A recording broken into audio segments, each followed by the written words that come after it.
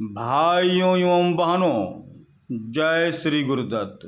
आप सबका शाश्वत ज्ञान गिरनार से चैनल में स्वागत और अभिनंदन है। भाइयों बहनों, महाभारत की कहानी दुर्योधन और 5 सोने के तीर एक शिक्षाप्रद कहानी है। महाभारत का युद्ध धर्म और अधर्म का युद्ध था।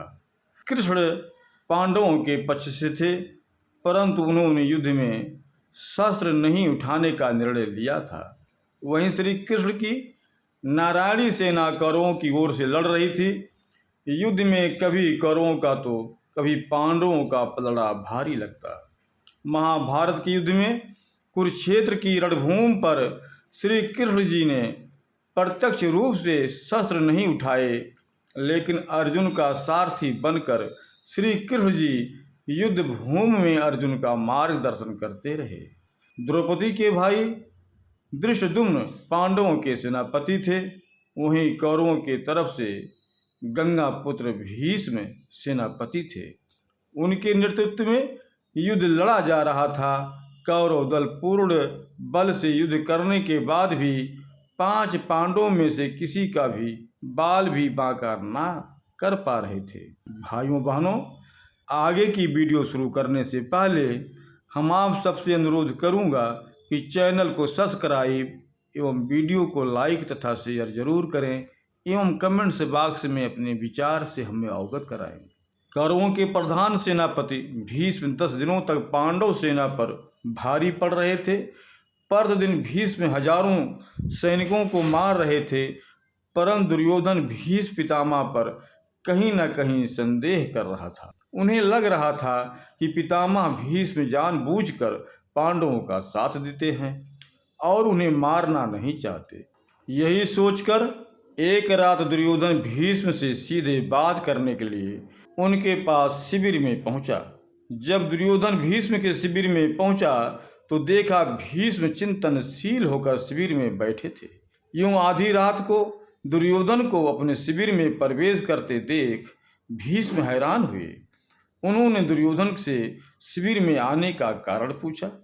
दुर्योधन ने गुस्से में कहा, पितामह, आपके मोहपूर्ण अन्याय के कारण मैं आधी रात को आपके शिविर में आने के लिए विवश हुआ हूँ। आप अगर पूरी कर्तव्य निष्ठा और मोह रहित होकर पांडवों के साथ युद्ध करते तो शायद मुझे यहाँ आने की आवश्यकता नहीं पड़ती। युद्ध शुरू हुए 10 दिन बीत चुके हैं, लेकिन आप अभी तक पांडवों को पराजित नहीं कर पाए हैं। आप संसार को दिखाने के लिए युद्ध का अभिनय कर रहे हैं। आपको आज भी पांडवों के अति प्रेम करते हैं और आप मेरे सेनापति होते हुए भी पांडवों को युद्ध जीतते देखना चाहते। अपने बारे में दुर्योधन के मुख से ऐसी बात सुनकर भीष्म पितामह बहुत दुखी हुए। दुर्योधन के मुख से कटु वचन सुनकर भीष्म ने दुर्योधन से पूछा, तुम क्या चाहते हो पुत्र दुर्योधन? दुर्योधन ने कहा, पांडवों की मृत्यु, और इसके लिए आपको अपनी दिव्य शक्तियों का प्रयोग करना होगा। पितामह भीष्म ने अपनी शस्त्र विद्या का प्रयोग करते हुए सोने के 5 अचूक तीर निकाले और इसे अभिमंत्रित करके बोला, दुर्योधन, तुम व्यर्थ में संदेह करते हो। इन बाणों से कोई नहीं बच सकता। कल का दिन युद्ध का अंतिम दिन होगा। एक ही दिन में 5 पांडवों को इन बाणों से समाप्त कर दूंगा। फिर पांडवों के मरते हुए युद्ध का परिणाम तुम्हारे पक्ष में होगा। पितामह भीष्म की बात सुनकर दुर्योधन प्रसन्न हुआ, लेकिन अगले ही क्षण उसके मन में पितामह भीष्म के प्रति संदेह उत्पन्न हो गया। कपटी दुर्योधन भीष्म की बातों को सुनकर प्रसन्न तो हुआ, परंतु अब दुर्योधन को भीष्म की बातों में भी छल कपट दिखने लगा। दुर्योधन ने भीष्म से कहा, पितामह, आपकी योजना बहुत अच्छी है, किंतु मुझे फिर भी संदेह हो रहे हैं कि आप इतनी जल्दी और आसानी से पांडवों को मारेंगे। हो सकता है आप मोहवश या प्रेम बस उन्हें ना मार पाएं, अतः आप इन बाणों को मुझे दे दें। मैं युद्ध भूमि में आपको ये 5 बाण दूंगा। आपको आपके कर्तव्य की याद दिलाऊंगा, तब आप पांडवों का वध मेरे सामने कीजिएगा। दुर्योधन की बात सुनकर पितामह भीष्म ने 5 अभिमंत्रित बाण दुर्योधन को दे दिया। दुर्योधन अपनी संभावित जीत पर बहुत खुश था। वह बाण लेकर अपने शिविर में चला गया। भीष्म के शिविर के पास पहरा दे रहे पांडवों के एक गुप्तचर ने सारी बातें सुन ली। उसने महाराज युधिष्ठिर को आकर सोने के बाण के बारे में सूचना दी। तब भगवान श्री कृष्ण जी वहीं थे।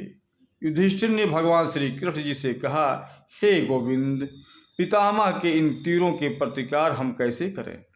इस बात को सुनकर श्री कृष्ण युधिष्ठिर संग तुरंत ही अर्जुन के शिविर में पहुँचे और अर्जुन को पूरी घटना बताई। श्री कृष्ण जी ने अर्जुन से कहा कि पार्थ, तुम्हें दुर्योधन से उन 5 बाणों को मांगना होगा। श्री कृष्ण की बात सुनकर अर्जुन अचंभित होकर पूछा, दुर्योधन भला वो तीर मुझे क्यों देगा? तब श्री कृष्ण जी ने अर्जुन को स्मरण दिलाया कि एक बार अर्जुन ने दुर्योधन को यक्ष और गंधर्वों के हमले से बचाया था। तब दुर्योधन ने प्रसन्न होकर अर्जुन से कहा था कि वो कोई भी कीमती चीज दुर्योधन से मांग सकता है।